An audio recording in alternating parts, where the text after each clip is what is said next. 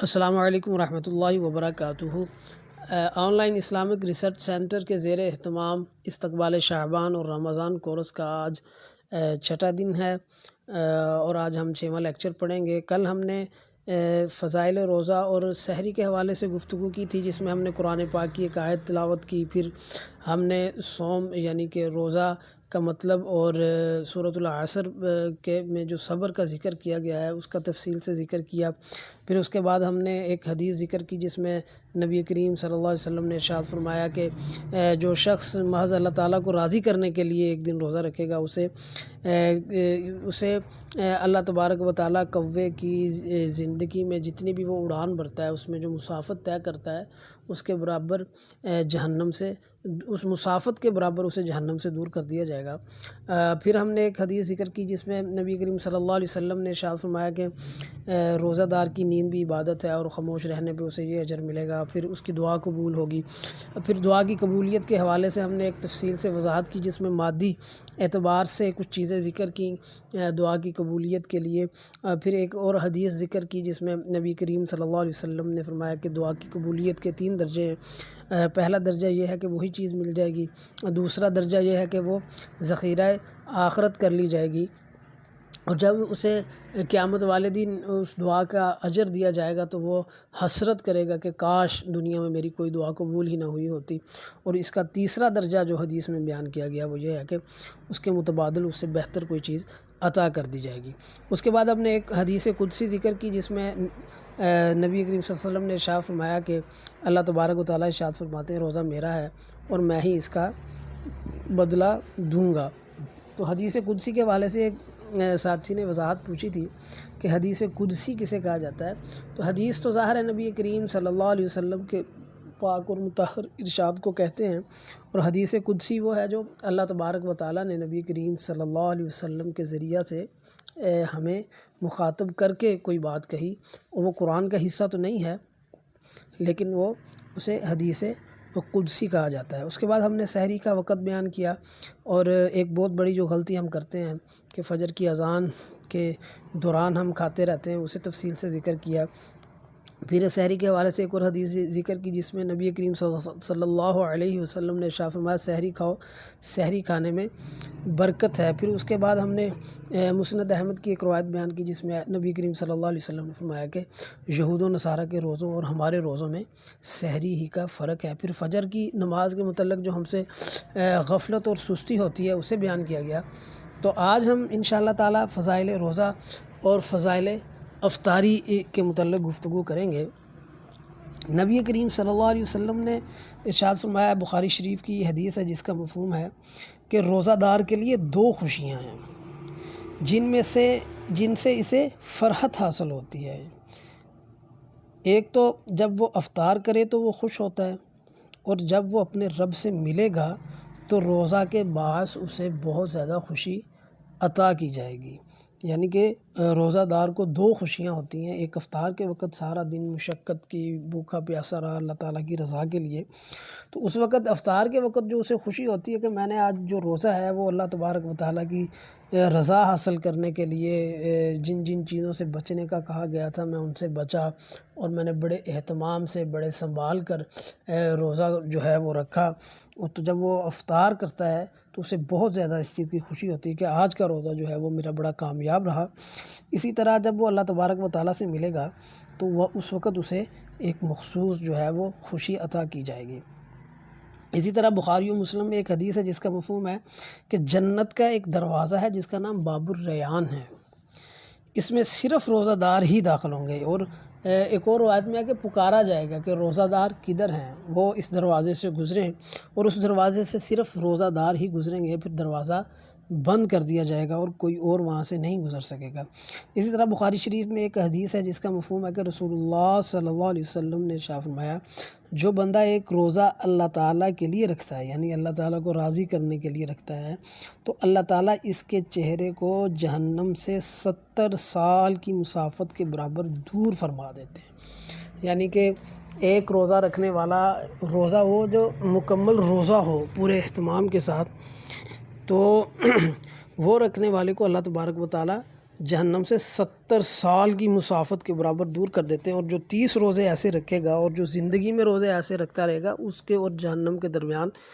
کتنا فاصلہ ہو جائے گا۔ اس میں ایک بات اور بہت قابل غور ہے روزہ کے حوالے سے کہ بچوں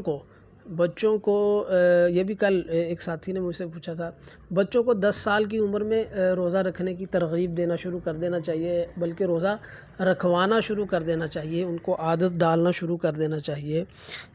10 سال کی عمر میں۔ اور 10 سال کی عمر میں نماز تو خیر انہیں اگر وہ نہیں پڑھیں تو تھوڑا بہت ڈانٹ ڈپٹ بھی کر دی جائے تاکہ انہیں نماز کی مکمل عادت ہو جائے، کیونکہ اللہ تبارک و تعالیٰ نے انسان کو پیدا ہی اپنی عبادت کے لیے کیا ہے، تو وہ عبادت چاہے معاملات کی شکل میں ہو چاہے وہ عبادات کی شکل میں ہو، تو اللہ تبارک و تعالیٰ نے اپنے احکامات کے لیے احکامات کی عمل پیرا ہونے کے لیے انسان کو پیدا کیا، سو اس لیے انہیں یہ عادت جو ہے وہ 10 سال کی عمر سے ان چیزوں کا شعور دینا شروع کر دینا چاہیے۔ نماز کے متعلق تو یہ ہے کہ تھوڑا سا سختی کر دینی چاہیے اگر وہ 10 سال کی عمر کے بعد نماز میں سستی کریں، لیکن روزے میں سختی نہ کی جائے، انہیں ترغیباً جو ہے وہ روزہ رکھوانا چاہیے تاکہ انہیں روزے کی مکمل عادت پڑ جائے۔ اب آتے ہیں جی افطاری کی طرف، تو امام احمد بن حنبل اور ابن ماجہ سے ایک روایت ہے جس کا مفہوم ہے کہ نبی کریم صلی اللہ علیہ وسلم نے ارشاد فرمایا، ہر افطار کے وقت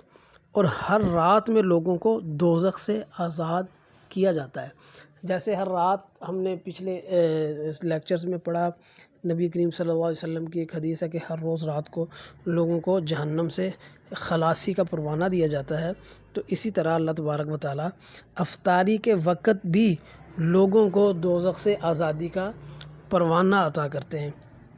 ایک اور حدیث ہے جس کو امام احمد بن حنبل اور ابن ماجہ ہی نے روایت کیا ہے، جس کا مفہوم یہ ہے کہ لوگ اس وقت تک بلائی پر رہیں گے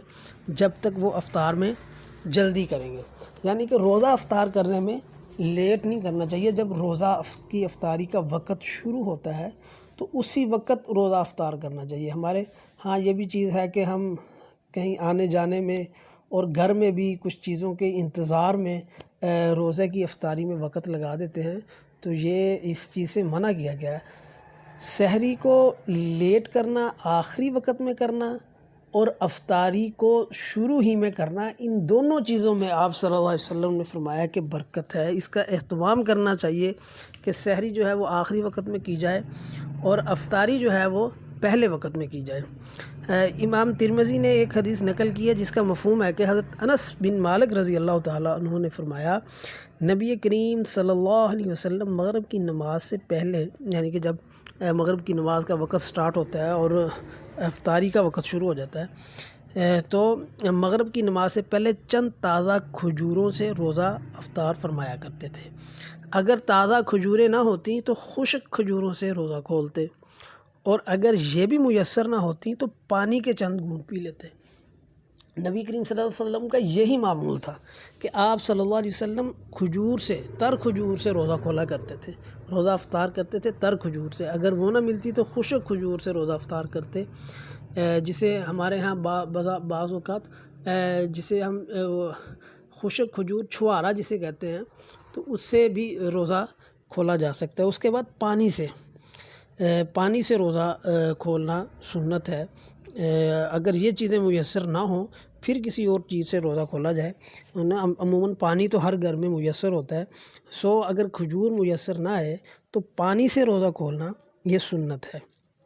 ابن ماجہ کی روایت ہے کہ حضرت عبداللہ بن عمر بن عاص رضی اللہ تعالیٰ عنہ سے مروی ہے کہ حضور صلی اللہ علیہ وسلم نے فرمایا، افطار کے وقت روزہ دار کی دعا کو رد نہیں کیا جاتا۔ یعنی سبحان اللہ، کتنا اچھا موقع ہے اللہ تبارک و تعالیٰ سے اپنے مسائل حل کروانے کا، اپنی پریشانیوں کو دور کروانے کا، اپنی دنیا اور آخرت کی بہتری چاہنے کا، اللہ تبارک و تعالیٰ کو راضی کرنے کا۔ سب سے بہترین موقع جو ہے وہ رمضان المبارک ہوتا ہے، اور رمضان المبارک میں بھی 2 وقت بہت خاص ہوتے ہیں، ایک تہجد کا وقت اور ایک افطاری کا وقت۔ ان 2 وقتوں میں جو ہے وہ دعائیں رد نہیں کی جاتی، اور بلکہ تہجد کے وقت تو ایک منادی اعلان کرتا ہے کوئی ہے مجھ سے مانگنے والا کہ میں اسے عطا کروں، کوئی ہے مجھ سے رزق مانگنے والا کہ میں اسے رزق عطا کروں، کوئی ہے مجھ سے مغفرت مانگنے والا کہ میں اسے مغفرت عطا کروں۔ سو ان دو چیزوں کا بہت زیادہ جو ہے وہ ہمیں اہتمام کرنا چاہیے۔ روزہ افطار کروانے کا بہت زیادہ اجر ہے، اس کا بہت زیادہ ثواب ہے۔ ترمذی اور ابن ماجہ کی روایت ہے کہ نبی کریم صلی اللہ علیہ وسلم نے ارشاد فرمایا، جس کا مفہوم ہے کہ جو روزہ دار کو افطار کرواتا ہے اس کے لیے روزہ دار کے اجر کے برابر اجر ہے، اور روزہ دار کے اجر میں کچھ بھی کمی نہیں ہوتی۔ یعنی اگر آپ نے صحیح نیت سے، خالص نیت سے اللہ تعالیٰ کی رضا کے لیے کسی کا روزہ افطار کروایا تو اس کو پورا ایک روزہ رکھنے کا ثواب جو ہے وہ آپ کو ملے گا، لیکن اس میں شرط یہ ہے کہ یہ محض اللہ تعالیٰ کی رضا کے لیے ہو، لوگوں کے دکھلاوے کے لیے نہ ہو کہ ہم کسی کو دکھانے کے لیے روزہ افطار کریں گے، لوگ کہیں جی یہ بڑا سخی ہے، یہ بڑا جو ہے وہ نرم دل ہے، اس طرح کی کوئی بات نہ ہو، صرف اللہ تعالیٰ کی محض جو ہے وہ رضا کے لیے ہو، اور روزہ افطار اگر کرایا جائے تو اس کا بھی بہت زیادہ اجر اور بہت زیادہ اس کا ثواب ہے۔ اللہ تبارک و تعالیٰ اس چیز کو بہت زیادہ پسند فرماتے ہیں۔ اچھا، شعب الایمان میں ایک روایت ہے جو مجھے بہت اچھی لگی روایات تو سب بہت اچھی ہیں، لیکن اس روایت کو سن کے بڑا مجھے حوصلہ ہوا اپنے گناہ گار ہونے کے باوجود، اور مجھے امید ہے کہ جب آپ سنیں گے تو آپ کا بھی بڑا حوصلہ ہوگا کہ اللہ تبارک و تعالیٰ ہمیں بخشنے کے کتنے بہانے ڈھونڈتے ہیں۔ ہمارے بخشش کے لیے اللہ تبارک و تعالیٰ نے قدم قدم پر بے شمار جو ہے وہ سامان پیدا کیا ہوا ہے، اور اس کے باوجود اگر ہم رمضان المبارک میں اللہ تبارک و تعالیٰ سے بخشش نہ کروا سکے، مغفرت نہ کروا سکے، اس کی رحمت کو متوجہ نہ کروا سکے، تو پھر ظاہر ہے ہمارے لیے ہلاکت ہے۔ جیسا ہم نے پیچھے ایک حدیث میں پڑھا تھا، نبی کریم صلی اللہ علیہ وسلم ممبر پر تشریف رکھے اور آمین کہا، دوسرے جب ہم درجے پہ گئے آمین کہا، تیسرے درجے پہ گئے آمین کہا۔ اس میں ایک یہ بھی تھا کہ ہم رمضان المبارک کو پائیں اور اللہ تبارک و تعالیٰ سے اپنی بخشش نہ کروا سکے، تو اس کے لیے بھی ہلاکت ہے۔ سو اللہ تبارک و تعالیٰ اتنے غفور الرحیم ہے، اتنے زیادہ احساس خیال کرنے والے، پیار کرنے والے ہیں، تو اتنی رحیم ذات کو، اتنی کریم ذات کو اگر ہم رمضان المبارک میں بھی اپنی طرف متوجہ نہ کر سکے اور اپنے مسائل اللہ تبارک و تعالیٰ سے حل نہ کرا سکے، تو یہ حقیقتاً ہمارے لیے ہلاکت ہی ہے۔ تو شعب الایمان میں مروی ہے، نبی کریم صلی اللہ علیہ وسلم نے ارشاد فرمایا، جس کا مفہوم ہے کہ قیامت کے روز اللہ تعالیٰ جب اپنے بندوں کا حساب لے گا اور حقداروں میں اس بندے کی نیکیاں تقسیم فرما دے گا، یعنی کہ ہم کسی سے کوئی لغزش ہوئی، کسی نے کسی کا حق کھایا ہے، جو یہ تو ان چیزوں کی معافی تو نہیں ملے گی نا۔ اگر کسی کو ناحق تنگ کیا ہے تو یہ جتنے بھی ایذا رسانی کے کام کیے ہیں ہم نے، تو اس کا بدلہ قیامت والے دن جو ہے وہ اسے عطا کیا جائے گا جس کو ہم نے تنگ کیا۔ تو اس وقت جو سکہ ہوگا، جو رائج الوقت وہاں سکہ ہوگا، وہ صرف اور صرف نیکیاں ہوں گی۔ یعنی کہ میں نے کسی کو گالی دے دی تو قیامت والے دن چونکہ یہ میرے نامہ مال میں لکھا جائے گا، اور جب نامہ مال ہاتھ میں آئے گا تو قرآن پاک میں آیت ہے، اعوذ باللہ من الشیطان الرجیم، بسم اللہ الرحمن الرحیم، مالی حاضل کتاب لا یغادر صغیرۃ ولا کبیرۃ الا احصاها ووجدوا ما عملوا حاضرا۔ انسان نامہ مال کو دیکھ کے حیران ہو جائے گا،